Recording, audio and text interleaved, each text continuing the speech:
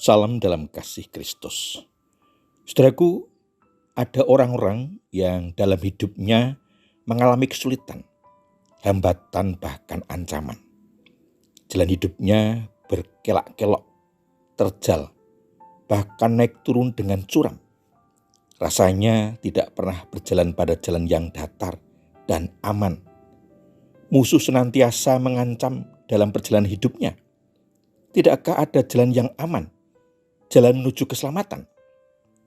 Saudaraku, pernahkah saudara mengalami hal itu dalam hidup saudara? Atau barangkali ada yang merasakan hal itu sekarang. Rasanya perjalanan hidup begitu jauh dan lama, penuh ombak yang siap menenggelamkan kapal kehidupan. Kapan akan sampai ke pantai harapan? Saudaraku, mari kita temukan bersama jawaban pertanyaan tadi dalam renungan ajaran hidup. Sebelumnya mari kita mohon berkat Tuhan dengan berdoa. Bapa di surga, kami memuji dan memuliakan Engkau, Allah yang baik. Kasih dan kemurahan-Mu tidak berkesudahan dalam hidup kami. Saat ini kami akan menerima firman-Mu. Mohon hikmat-Mu ya Tuhan. Roh Kudus menolong dan memampukan kami menemukan jawaban atas pergumulan dalam hidup kami, agar perjalanan hidup kami seturut kehendak-Mu. Mohon ampun atas kesalahan dan dosa kami. Di dalam nama Tuhan Yesus Kristus, doa ini kami alaskan. Amin. Saudaraku yang dikasihi Tuhan Yesus Kristus, bagian firman Tuhan yang akan kita dengar bersama diambil dari kitab Mazmur 25 ayat 4 sampai dengan 5 yang tertulis demikian.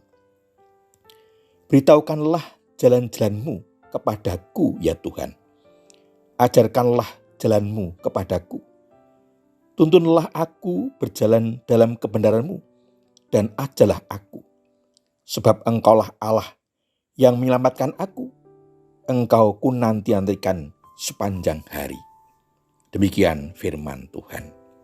Bagian firman Tuhan ini diberi tema Tuhan tunjukkanlah jalan-Mu. Saudaraku, pemazmur dalam kesulitan pribadi di hadapan ancaman musuhnya meminta kepada Allah seperti Musa di padang gurun. Beritahukanlah kiranya jalan-Mu kepadaku sehingga aku mengenal Engkau. Dengan menunjukkan jalan memungkinkan pemazmur hidup, jalan rata, jalan hidup, maka Tuhan menyatakan dirinya sebagai Allah yang menyelamatkan sebagaimana diselamatkannya umatnya dulu. Sebagai umat Allah, pemazmur sekaligus memohon agar diajar sedemikian rupa supaya tetap hidup menurut jalan yang ditunjukkan Tuhan.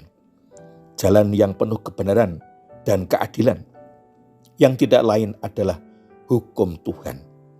Jalan itu akan diikuti oleh pemazmur dengan teguh tanpa menyimpang. Tuhan mengajarkan dan menunjukkan jalan itu bukan dengan perkataan saja, tetapi sama seperti orang tua membesarkan dan melatih anak-anaknya, dan sama seperti hamba Tuhan yang pendengarannya dipertajam setiap pagi, supaya ia mendengar seperti seorang murid. Demikian pemazmur menantikan Tuhan sepanjang hari. Saudaraku, pemazmur diselamatkan Tuhan dari ancaman musuhnya, dari hidup yang sia-sia menjadi hidup dalam kebenaran dan keadilan. Saudara, belajar dari pengalaman pemazmur, sesungguhnya setiap orang harus hidup di jalan Tuhan. Bukan saja yang menghadapi bahaya, ancaman dari si jahat, tetapi setiap orang agar hidupnya di jalan yang benar, dijauhkan dari mara bahaya, kuasa jahat, dan hidup menurut jalan dan kehendak Tuhan, sehingga layak menerima berkat dari Tuhan. Apa saja yang seharusnya dilakukan agar kita hidup di jalan Tuhan? Yang pertama, kita harus sungguh-sungguh ingin dipimpin ke jalan Allah yang benar dari kebenaran firman-Nya, melalui pimpinan dan berpedoman pada firman Allah dalam hidup kita. Yang kedua, kita harus menaruh seluruh harapan sepanjang hari kepada Allah. Jangan pernah mengandalkan pada kekuatan diri sendiri, apalagi kekuatan lain di luar Tuhan. Yang ketiga, hidup tunduk kepada Allah dengan rendah hati, mengabdikan diri pada kehidupan saleh dan takut akan Tuhan. Yang keempat, meninggalkan hidup dalam dosa, disucikan dan diampuni, membersihkan hati dari niat jahat. Yang kelima, bersedia dan siap menderita dan mengalami kerugian, karena ada kalanya hidup kita belum sesuai dengan kehendak Allah. Tuhan Yesus telah memberi teladan yang sempurna dengan mengikuti kehendak Allah, mengalami penderitaan, kesusahan, pengkhianatan, dan salib. Tuhan Yesus memberkati. Amin. Mari kita menaikkan syukur kepada Tuhan di dalam doa.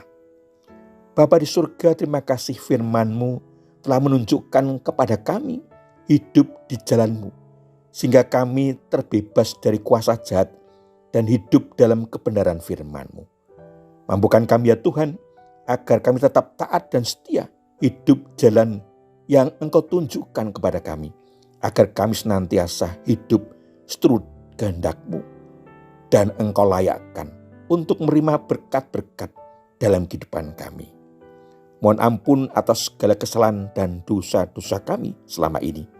Di dalam Tuhan Yesus Kristus, doa ini kami panjatkan. Amin.